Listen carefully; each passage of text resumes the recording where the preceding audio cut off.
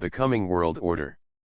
Russia's invasion of Ukraine has upended the existing world order and with it the global energy, production, distribution, and financial systems. The war in Ukraine is part of the struggle for a new world order.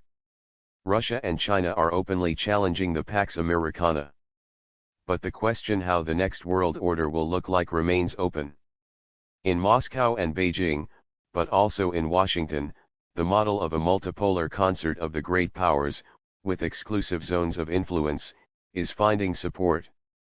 Despite a growing unwillingness to play the role of the world's policeman, however, the majority of Americans have not yet abandoned the unipolar, American, liberal world order. And not only in China, there is still support for the Westphalian model with its emphasis on nation-state sovereignty and its condemnation of post-colonial meddling in internal affairs. These three models envision very different ground rules. Who is authorized to use force, all states, only the strongest, or only the hegemonic power? Does the law of the strongest apply, or the strength of the law? Is there a historical ideal, e.g. liberal democracy and market economy, towards which all states will, or should, develop, or are there multiple modernities with competing political systems and cultural civilizations that can coexist more or less peacefully? Will there be a global showdown between an alliance of democracies and the axis of autocrats? Or is the price of peace giving up on implementing universal human rights? Which of these models will prevail, or from what precise mixture of old and new elements the new world order will emerge, will determine not only war and peace, but also what the global energy, production, distribution, and financial systems of the future will look like. The global energy system in the German debate, under the immediate impact of the war, the focus is mostly on how to deny Russia the revenue from its oil and gas exports without asking too much of consumers who are dependent on Russian energy supplies. In the long term, this dependence is to be reduced by accelerating the energy transition away from fossil fuels. Less attention is being paid to the efforts of China and India to avail themselves of the cheapest possible supplies on the Russian energy market without being hit by Western sanctions. And far too little attention is being paid to the efforts of important suppliers and their customers to de-dollarize the international energy trade. It takes little imagination to foresee the biggest shake-up in global energy trading since the oil price shocks of the 1970s. What is less clear, however, is the direction in which the global energy system will move. Given the ongoing geopolitical confrontation, the imperatives of climate protection and energy security are now pointing in the same direction. On the one hand, this is likely to further accelerate the exodus of global capital from fossil industries. On the other hand, the industrialist countries are technologically still not in a position to free themselves from their addiction to fossil fuels. And it is precisely the bridging technology of natural gas that has now hit a geopolitical dead end. In the short term, Germany will hardly be able to close the looming supply gap without committing climate policy sins involving coal and nuclear power. In the long term, alongside renewable energies, the international supply chains for hydrogen need to be developed at pace. The US is trying to slow down the economic rise of its rival China. In the medium term, however, this means having to satisfy the demand for gas by diversifying suppliers. Surprising shifts of alliances, involving both old enemies, e.g. the US and Venezuela, and old friends, e.g. the West and the Arab monarchies, Russia and Kazakhstan, cannot be ruled out. How quickly, in this competitive world, the need to secure national energy supplies can collide with the principles of value-based foreign policy was something the new German government had to discover in its very first days in office. The global division of labor, production and supply chains, since the 2008 financial crisis, global trade and cross-border investments have not really picked up again. The COVID-19 crisis has made people more aware of the vulnerability of global supply chains. The failure of China's zero-COVID strategy and the drastic lockdowns in Shenzhen and Shanghai indicate that, 2 years now after the outbreak of the pandemic, the risk of disruptions to global supply chains has still not been eliminated.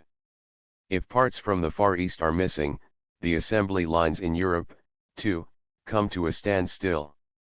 The paradigm shift away from efficiency, just in time, to greater resilience, just in case, is accelerating the hidden trend towards deglobalization that has been underway for some time. But geoeconomic as well as geopolitical motives also favor the shortening and unbundling of supply chains, and are now driving the separation and isolation of markets. The US is trying to slow down the economic rise of its rival China. Behind the scenes, pressure from both is mounting on their allies and on third countries to choose sides. Europeans and Asians are still resisting being drawn into this new Cold War. But the disputes over gas pipelines, chip manufacturers, and the 5G communications infrastructure show how quickly companies and entire states can get caught between opposing fronts. The ultimate outcome of this development could quite possibly be rival blocs that make it difficult or impossible for unwanted competitors to access their markets.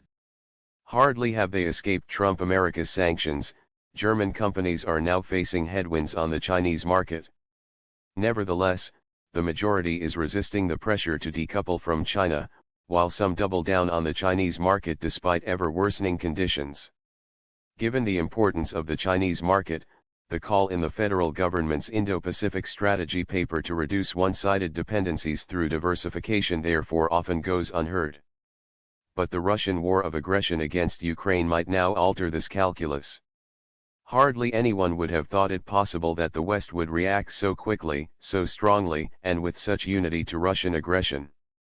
Russia's expulsion from the SWIFT system, the sanctions against the Russian Central Bank, but also the voluntary withdrawal of Western companies from the Russian market, all this has made its mark, not least in China.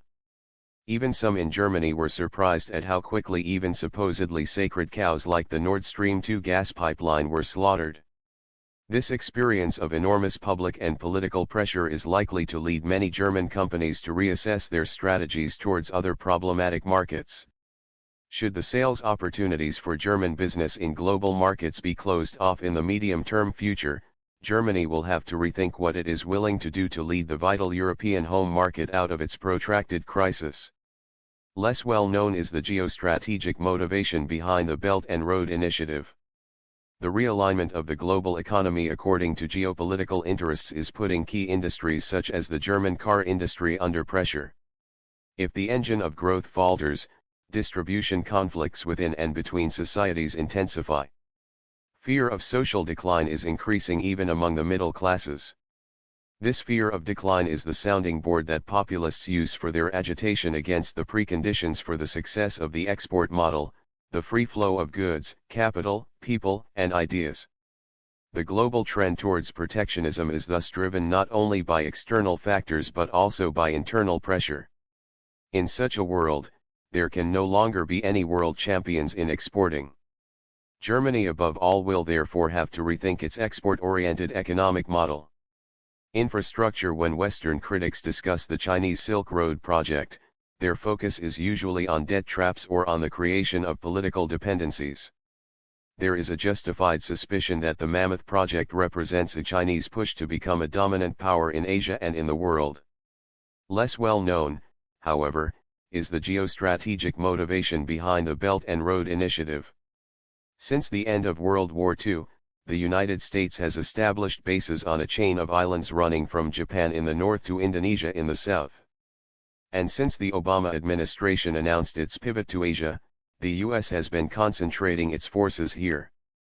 Between the Strait of Malacca and the Strait of Hormuz, the Americans call these straits choke points. The United States and its allies can block Chinese trade and supply routes at any time. China feels encircled and reacts in an aggressively defensive manner. The aim of its arms build-up in the East and South China Seas is to break through the first island chain, and to drive the US out of Chinese coastal waters. Chinese hawks go one step further and want to force the reunification of the unsinkable American aircraft carrier Taiwan with the motherland. As Chinese bombers fly over Taipei, Chinese propaganda accuses the US of challenging the status quo by questioning the One China policy, and thus provoking a conflict. This is a highly dangerous poker game, not only because Taiwan produces indispensable semiconductor chips, but also because from the perspective of the Americans, Traumatized by Pearl Harbor, the defense of their homeland begins at the first island chain. So in the Taiwan Strait lies a fuse that could set off World War III. By means of the Silk Road project, China is therefore trying to break out of the American stranglehold towards the west. The immediate goal of the numerous ports, corridors, and railway lines is to prevent the disruption of Chinese supply routes. The initial enthusiasm of the landlocked states of Central Asia shows the high hopes held by the BRI partners that the strategy for connectivity along the ancient Silk Road will lead to prosperity gains for all. The real prize, however, lies at the other end of Eurasia, the European market, which is supposed to guarantee sales opportunities for Chinese products in the long run. If Beijing succeeds in tying Europe closer, China and Russia will have taken a big step towards their goal of neutralizing US influence in Eurasia. Chinese hawks now see in the sanctions against Russia an opportunity to attack the supremacy of the US dollar. With the start of a new Cold War, however, a new Iron Curtain now threatens to cut through the Chinese Silk Road. From China's point of view, that would be a geostrategic catastrophe. This is one reason why China, despite the only recently proclaimed limitless friendship, does not really provide substantive assistance to its junior partner Russia. The second reason is the Russian recognition of two breakaway provinces of a sovereign state, looking at Taiwan, a Chinese horror scenario. Beijing thus has a vested interest in a quick end to the Ukraine war, but is reluctant to take on the responsibility of a mediator. If this does not happen, China is likely to push forward with the expansion of the maritime Silk Roads. Money and financial markets. From the point of view of Chinese strategists, following the decline of American industry, the remaining foundation, and thus the Achilles heel, of US hegemony is the role of the dollar as the reserve currency on the international goods and financial markets. China has therefore been tinkering for some time on an alternative to the SWIFT system, CIPS, and on a digital currency, digital yuan, ECNY. However, neither of these instruments is yet ready to pose a real threat to the greenback. Chinese hawks now see in the sanctions against Russia an opportunity to attack the supremacy of the US dollar. The freezing of Russian central bank reserves has put all the world's central banks on high alert. In order not to be blackmailed themselves, they are now likely to shift reserves on a grand scale. If this is at the expense of US investments, it could destabilize the dollar's position as the global reserve currency. The role of the US dollar as a transaction currency is also a source of frustration. After all, the inflationary pressure emanating from the American Federal Reserve is passed on around the globe by all those actors who rely on the US dollar for conducting their cross-border trades. Russia, China, India, and Iran have therefore been trying for some time to de-dollarize their economies by using a broader basket of currencies for their foreign trade. It is therefore hardly surprising that Russia now wants to settle its oil and gas transactions only in rubles. China's attempts to de-dollarize its own foreign trade also aligns with Beijing's strategic goal of upgrading the global status of its own currency. But if a US ally like Saudi Arabia is now seriously negotiating to settle its oil deals with China in yuan, this shows how widespread is the resentment of the hegemon. This is not risk-free, because after the abandonment of the gold standard the US dollar was tied to the central commodity of fossil industrial capitalism by the clearing and settlement processes for the global oil trade. If other OPEC countries were to abandon the petrodollar, the returning greenbacks would probably further increase inflationary pressures in the US in the short term. In the long term, both the Chinese RMB and blockchain-based cryptocurrencies could mature into stable transaction currencies. Us skeptical strategists believe that if the US dollar's functions as a reserve, investment, and transaction currency do indeed continue to erode, then the position of the US currency as the global reserve currency could actually begin to totter. American hawks want to bleed the Russians to send a signal to the Chinese to keep their hands off Taiwan. However, even after a decade and a half, efforts aiming at de-dollarization have not seriously jeopardized the position of the US dollar as the global reserve currency. As recently as last year, 90% of all foreign exchange transactions continued to be settled in US dollars, and 60% of all central bank reserves are invested in dollars. The blockchain cryptocurrencies in particular are a long way from being able to replace the dollar. And whether a Chinese, digital, currency without open Chinese financial markets can actually take over the functions of a reserve currency is doubtful. American experts therefore believe that the dollar's position is even more entrenched today because foreign central banks know that in an emergency the American Fed will do everything to shore up the dollar-denominated part of the financial system. What the coming world order will look like will be decided by global power relations. Russia has overestimated its own strength. Even if Moscow still succeeds in winning the war in Ukraine militarily, in geopolitical terms it will fall back into the second tier as China's junior partner. However, the new instability on the European continent is likely to dampen the economic outlook for Western Europe as well. Following the Ukrainian reality check, geopolitical dreams of an independent European power pole will therefore certainly be re-evaluated by EU member states. This leaves only China and the United States as powers capable of setting and maintaining order. This explains why Washington and Beijing do not wish to be drawn into this European conflict. The two superpowers read the conflict above all through the lens of their competition over global hegemony. Accordingly, American hawks want to bleed the Russians to send a signal to the Chinese to keep their hands off Taiwan.